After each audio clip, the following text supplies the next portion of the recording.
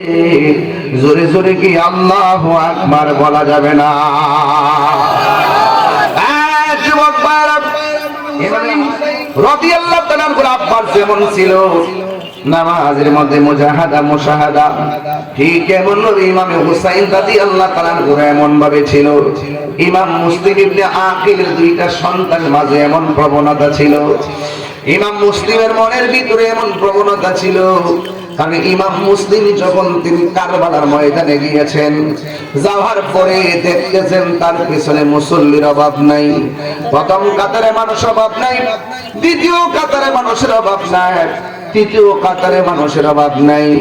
কিন্তু যখন দেখলেন মানুষগুলো যাকে যাকে ইমাম মুসলিম ইবনে আকিলের কাছে হাতে হাত রেখে মুরিদ হয়ে যাচ্ছে, তখন তিনি মনে মনে ভাবলেন, আমার কাছে যদি কুফাবাসী এত মুসলমান হয়ে যায়, ইমাম হুসাইনরে পাইলে তো তারা জীবনটা দিয়ে দিবে। ভালোবাসা, এই কথা কোন আল্লাহু আকবার।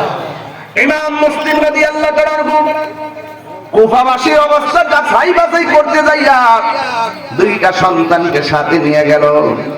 ইমাম হুসাইনকে যাওয়ার সময় বলে গেল, হ্যাঁ ইমাম হুসাইন, আপনাকে তো ওরা দাওয়াত করেছে যাওয়ার জন্য। মুরব্বীরা যেহেতু বলছে তাদের তলোয়ারের ব্যবহার বেশি ভালো না, তাইলে একটা কাজ করেন, আমি একটু যাই তাদের অবজারভেশন করি, তারপরে আপনি যাবেন। এই কথা বললেন ইমাম মুসলিম ইবনে আকিল দুইটা সন্তান হইয়া এবার যখন কুফার মধ্যে গেছে, ওরা পিছনে নামাজ পড়লো, কোলাকুলি করলো। ওই দেশের একজন গভর্নর, যার নাম হলো ইবনে জিয়াদ। ইবনে জিয়াদ বলতেছে, আমি শুনেছি হুসাইনের প্রতিনিধি